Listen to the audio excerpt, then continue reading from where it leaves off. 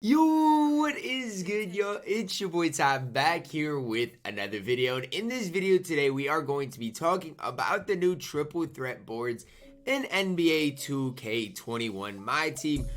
They did get updated just a little bit, not, it was completely different like we saw like last week. Last week, we saw Danny Ferry on triple threat online board, so we don't have anything crazy like that. But we do have a little bit of an update that does affect whether you should play the triple threat mode or not. And it does affect what triple threat mode you should play. Online, offline.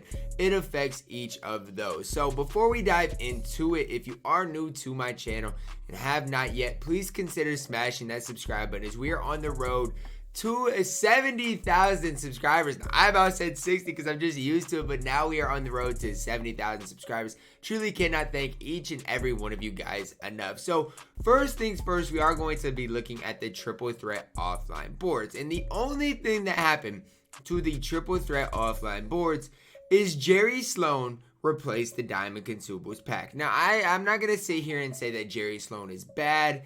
Or anything like that. But for example, for me personally, I'd rather have the Diamond Consumable pack there than Jerry Sloan. And there's a couple reasons for that. The first reason being, whoever said it was 50-50 between Danny Ferry and a Diamond Consumables pack, that was wrong. That was a myth from the start because it's not even close to being accurate.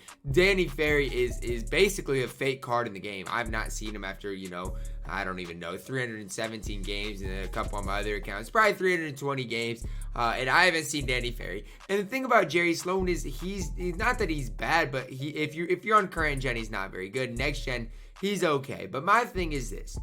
I think the Diamond Consumable pack is just all around a little more valuable than a Galaxy Opal Jerry Sloan at this specific point in the game. Because in my opinion, at least on current gen, this guy gives me way more than Jerry Sloan. So for me, he is absolutely not worth grinding for. Now, the worst part about this is now if a player pops out of the vault, you're not going to know if it's Jerry Sloan or Danny Ferry. So a player pops out, you get all excited, and then you get a Jerry Sloan. So that's probably the worst part about it for me is just kind of, you guys can see, it's just kind of a letdown, the fact that Jerry Sloan is on boards now, at least on triple threat offline. You guys can see that these are available until May 7th, which May 7th is the end of the season. So last triple threat offline board we are going to see until the end of the season, I'm pretty sure, unless they, update them in the middle of the week, which I think they've done before.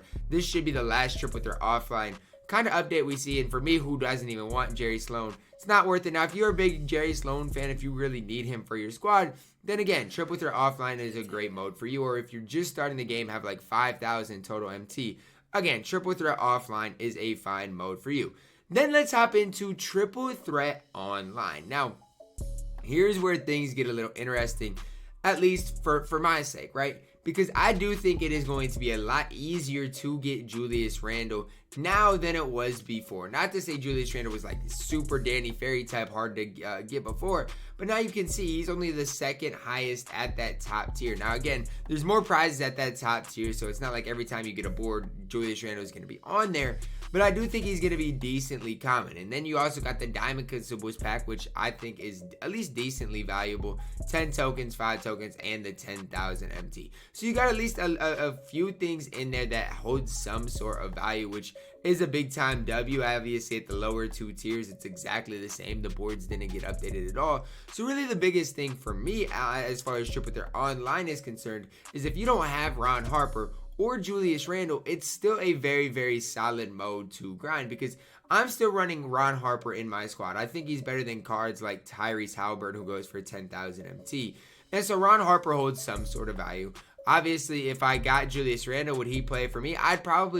It's tough. I'd probably find a way to get him to play, maybe over LaMelo Ball.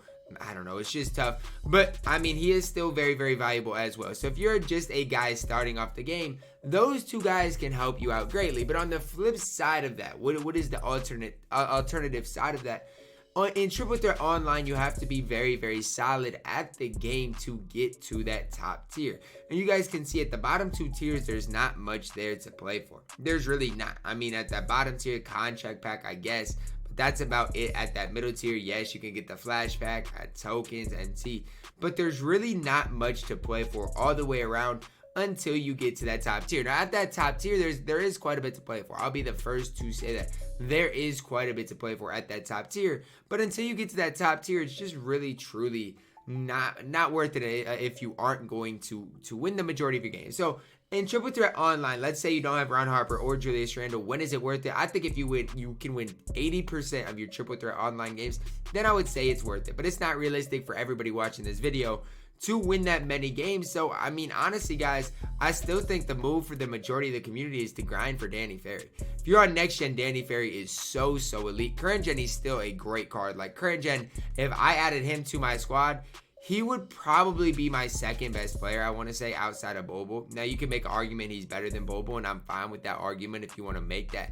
But he would definitely probably be my second best player, would just get Paul Millsap out of there, and would help my squad out greatly. So, again, I probably might grind a little more Triple Threat Offline today while I do stream over on the Twitch platform. So, that link will be down below in the description. If you haven't yet, make sure to follow me on Twitch. So, that's probably where I'll continue my grind. I kind of want Julius Randle, but my thing is, why would I grind for Julius Randle, who barely improves my squad, when I could grind for Danny Ferry, who improves my squad by quite a bit? But on the flip side of things, if I do play Triple Threat Online, I probably have a better chance, to get a Diamond Consumables pack, help me out in MT, and other stuff like that. Because honestly, out of this Triple Threat Vault, what else is there? There's a Quantum pack, 1,000 MT, a badge.